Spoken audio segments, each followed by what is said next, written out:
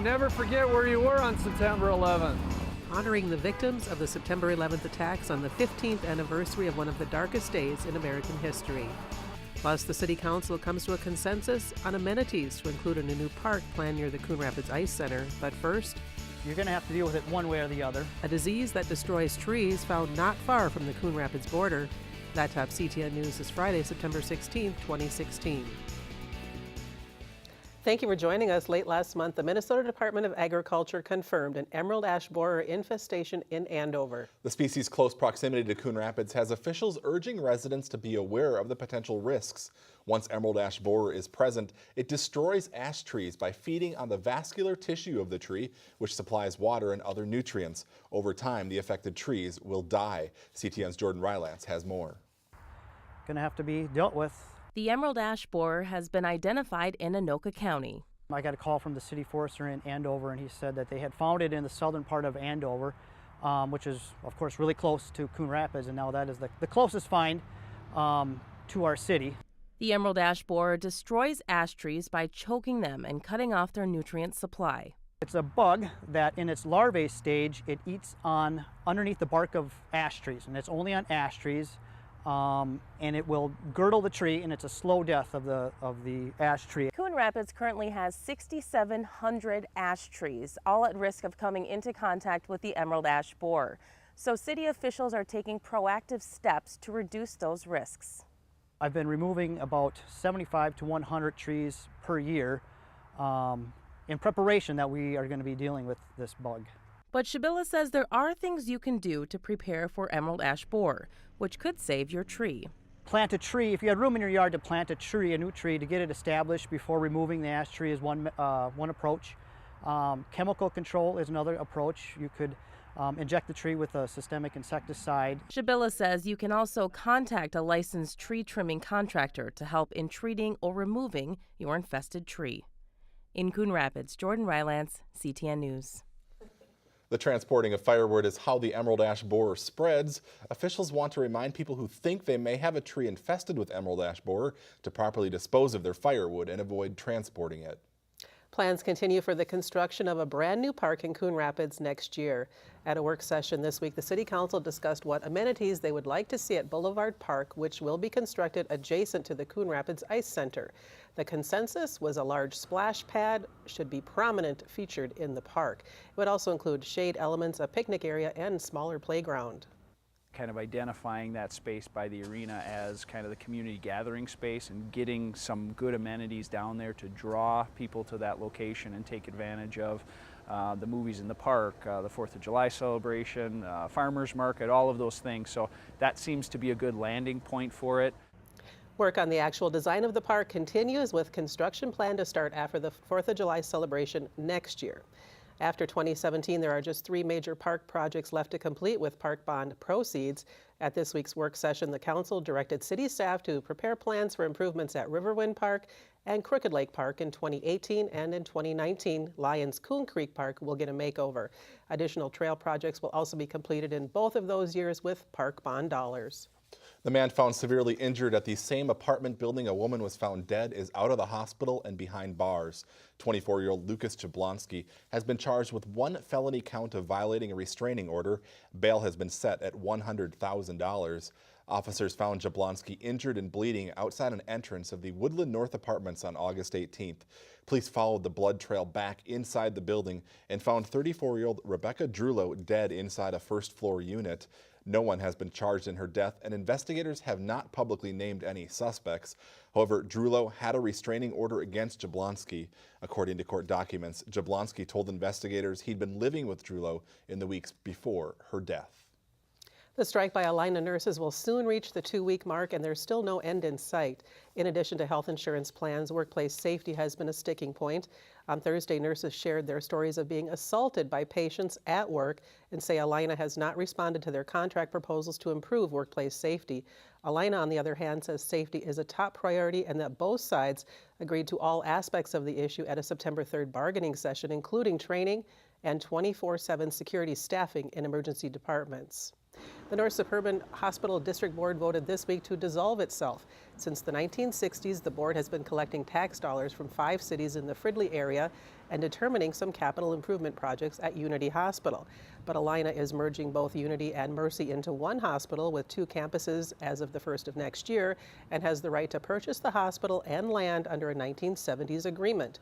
Opponents of the move say disbanding the board would fully cede the long-standing community control of the hospital to Allina Health. Community and spiritual leaders gathered last weekend for the first ever Interfaith Forum in Coon Rapids. Dozens of people took part in the forum on September 11th in the Coon Rapids Civic Center. The conversation centered around religion and violence and how both impact our community. 2 guest speakers were brought in to conduct the session. So we are trying to reach out and educate the community that diversity is the form of life these days, and we need to educate people that knowing each other's religion, knowing each other's practices helps each other to live in harmony and find commonalities between different people.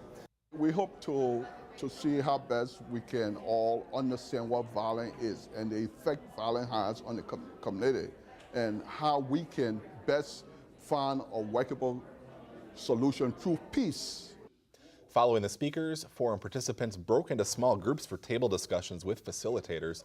The local diversity group Transformative Circle sponsored the Interfaith Forum, along with mediation services of Anoka County.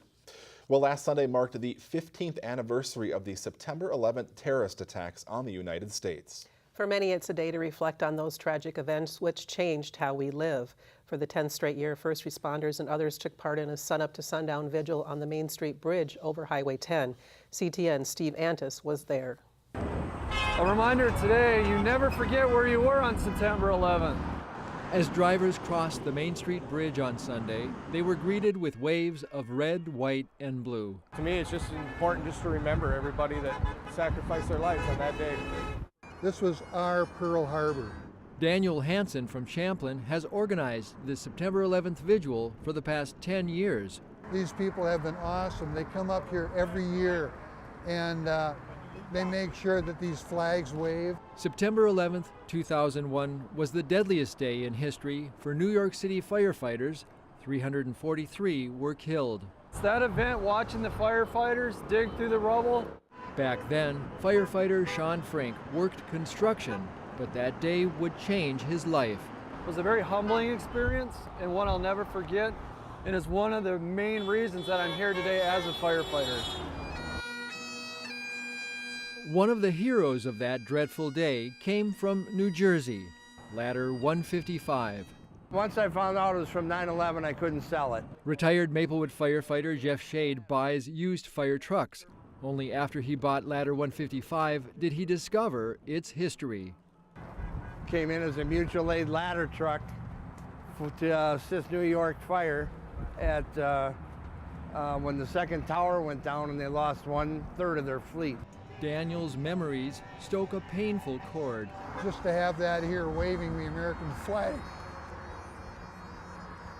it brings back a lot. Steve Antis, CTN News. Nearly 3,000 people were killed as a result of the September 11th attacks, and there are thousands more who still suffer health-related effects from the aftermath. For the first time ever, a car show was held in conjunction with the annual Main Street Bridge Vigil on September 11th. More than 150 classic vehicles in various colors, makes, and models took part in the show in the Lowe's parking lot. Bob Ring of Blaine brought over his 1962 Ford Econoline. Most of those 62 were not pickups, they were vans. They painted murals on the side of them, put a mattress in the back, put a little wacky tobacco in there, and headed for Woodstock in my day. The Southwest Metro Mustang Club organized the 9/11 Remembrance and Honor Car Show. In addition to dash plaques for the first 75 participants, they gave away trophies to the top 21 vehicles. After a successful first year, the Police Recognition Event is back again this month. The second annual Police Recognition Event will take place Saturday from 2 to 11 p.m. at the Coon Rapids American Legion. It includes a corn feed, live music, karaoke, silent auction, candlelight vigil, kids activities, and guest speakers. Last year's event in Coon Rapids raised more than $10,000 for the Officer Down Memorial Page, which supports families of fallen officers. Still to come on CTN News, how you can learn more about some local candidates running for the state legislature. Plus, hundreds prepare to lace up their shoes to raise money for a good cause. Also ahead, a familiar face on Twin Cities television makes a stop in Coon Rapids. More on Ken Barlow's visit to senior safety camp this week. You can just feel the excitement in the air. And Anoka-Ramsey Community College has 1 million reasons to be excited. More on the national recognition the school is receiving coming up.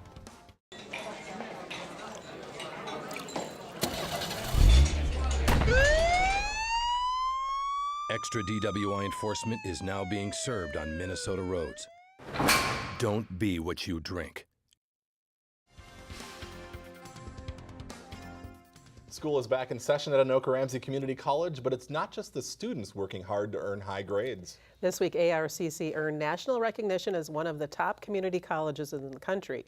As a top 10 finalist, the school now has a shot at winning $1 million. CTN's Joe Nelson has the story.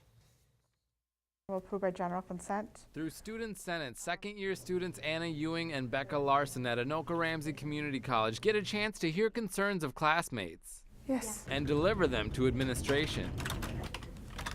Having that open line of communication is one reason why students and staff say their school is getting noticed. We've always had a commitment to student success, but I think what we've done recently is really highlighted that and have asked the question, what can you do individually? This week, the Aspen Institute, an educational and policy studies organization, named ARCC a top 10 community college in the country out of a pool of more than 1,000 schools.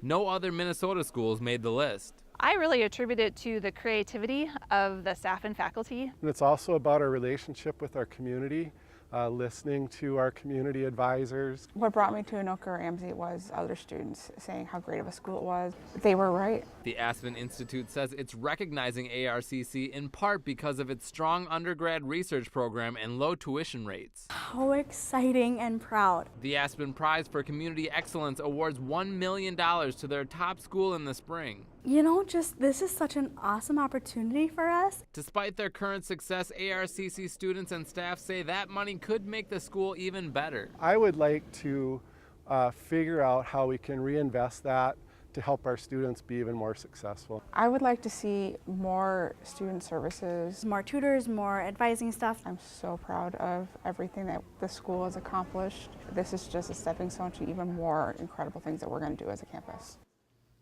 The top community college in the country will be named during a ceremony in Washington, D.C. in March, taking home the grand prize of $1 million. Other reasons ARCC was put in the top 10 include programs to help students still in high school and first-generation college students succeed. Stephen Karen?